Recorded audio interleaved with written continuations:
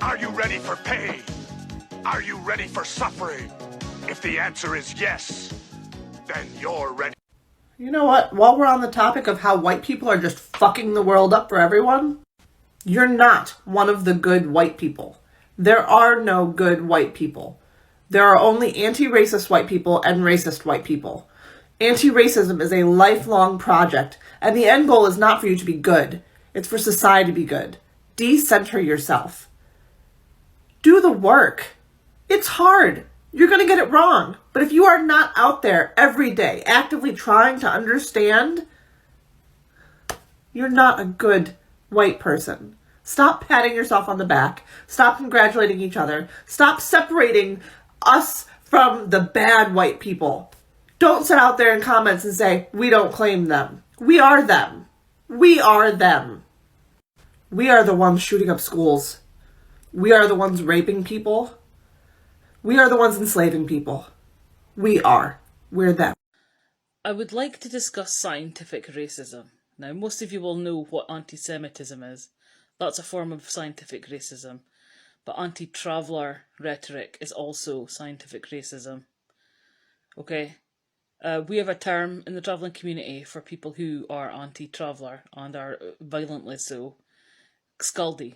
This comes from this happened. This is a true thing that really used to happen.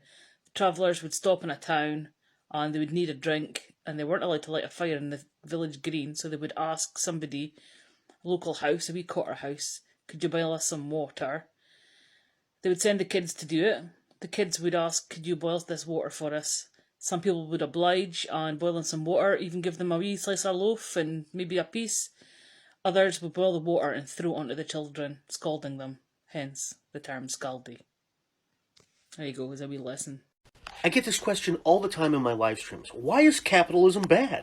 Now, a lot of you are going to know the answer to this already. But for those of you who don't, and you're wondering why people like me are so against it, this is why. My analogy for this is like a joke that someone takes a little too far. Really hilarious at first, and slowly becomes less funny until by the end of it you're like, Jesus fucking Christ, please stop. That's how capitalism is.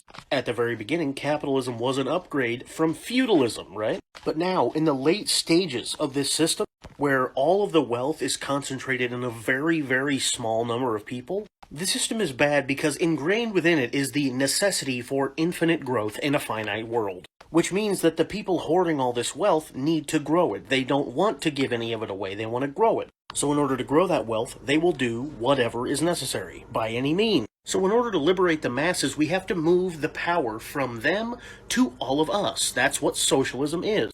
Thank you, Queen, for leaving this comment. It was a perfect segue into this conversation. So, I'm referring to the use of eugenics as a justification for scientific racism and medical experimentation, specifically on Black and brown Americans.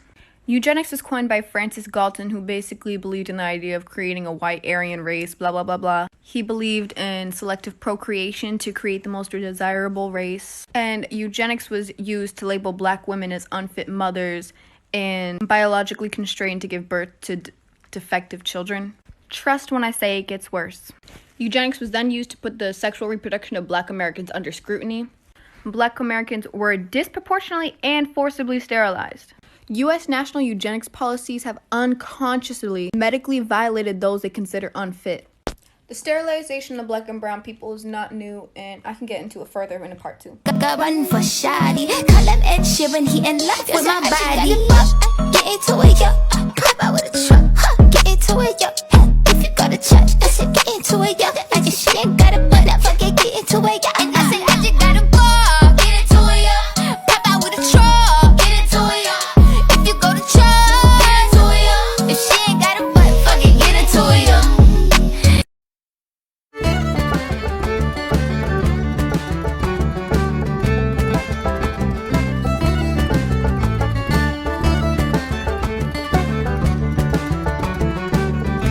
This explains so much, it all clicked for me, and this is why diversity is really important. So this comment and then this other one mentioned about how women are more likely to experience motion sickness than men. And in the comment section of my accessibility video, a lot of women are talking about how they get motion sick and they can't play first-person games or first-person shooters. So yes, this can partially explain why the demographics of first-person shooters are mostly men, But think about who makes the games. The game dev industry is male dominated. Do you see where I'm going with this? So if there is less representation of women in the industry, there's less representation of addressing problems that would affect women more. And that's why diversity is so important. It's not to check off a checkbox, it's to get a wide variety of perspectives and address problems that affect different people differently. And that goes for a lot of things, not just women. Also, based on the comments in the accessibility video, you should check out cozy games because they tend to be, you know, more chill and don't require like fast reaction time and all that stuff. And what a coincidence, I'm a woman game dev making a very chill and cozy game. I didn't know the day would ever come that I got mansplained what the definition of Karen means. To be honest, I don't really care where the origin of the word Karen comes from. I was answering the question. I was hopping onto a trend. Yeah, okay. I know I'm not supposed to eat Chick-fil-A because I'm a member of the Alphabet Mafia and whatnot. Okay, this is officially a thing. And so from now on, when people ask me why I got a divorce, I'm just going to tell them it's because I joined the Alphabet Mafia. I love this. What did you say your case number was?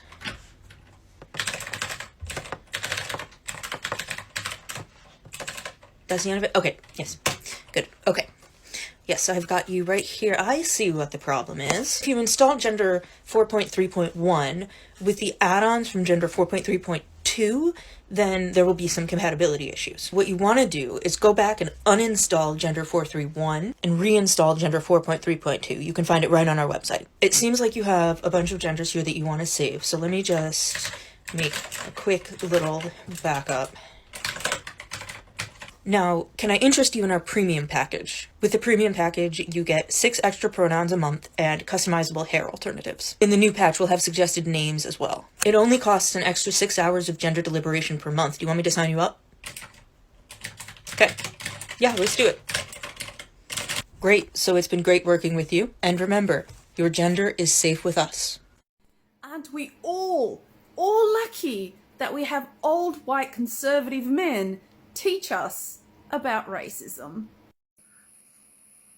And made fun of the people who are white. Wouldn't this be called racism? And just to educate you a little further... No, that's not racism. In fact, there's no such thing as racism against white people. But sure, why don't you tell me how that joke oppressed you and enslaved you and denied you of basic human rights? I'll wait. Oh, and there's one more thing that you need to learn. You, as a white man who identifies as conservative, you have absolutely nothing to teach women of colour and black women. Nothing. People from Sydney talk with a Lebanese accent. You know we can see your face, right? This is the joke that oppressed you and enslaved you through racism, is it? Now, I understand that when it comes to jokes that are a little bit more complex, white men completely miss it. So I'm going to explain to you the joke. So here's the joke. Normally what happens when people move and settle to another country, they adopt the ways of the other country. However, here in Australia, including in Western Sydney, when people move here from overseas, from other cultures, they bring their other cultures here, and we Aussies adopt their culture rather than the other way around. And yes, there is a little sprinkle of white Anglo-Aussies have no culture. I found that particularly amusing, but we're not done yet. It's actually a mix. It's Australian, it's Middle Eastern, it's Italian, it's Greek, it's Slavic, it's Asian, it's Polynesian. Isn't it interesting when it came to Europeans, you distinguished them by different countries, Italian, Greek, Slavic, but when it came to all the other areas of the world, you just dumped them as Asian, Middle Eastern, Polynesians. That's a bit racist, my dude.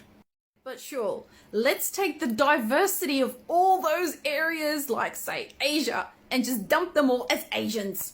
So let's disregard the diversity of all the other areas like Asia, for example, because what?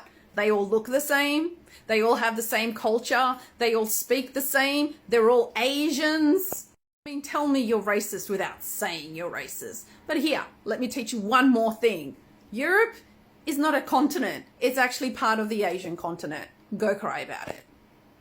Are you harsher to LGBTQ than people that are homophobic? Because I'm trying to help. I have a women, gender, and sexuality studies major and use my platform to make people less homophobic by talking to them, hearing their points, and listening to them. So of course I'm going to be upset if somebody from the gay community throws hate comments at me. It's like asking an old lady if she needs help across the street and that old lady hitting you with her bag. It's like, you're the person I'm trying to help and you're hating on me more than the boys are. That's ridiculous. I mean, of course that's upsetting, right? Of course I'm gonna get heated with that. Anyway, I hope this helps.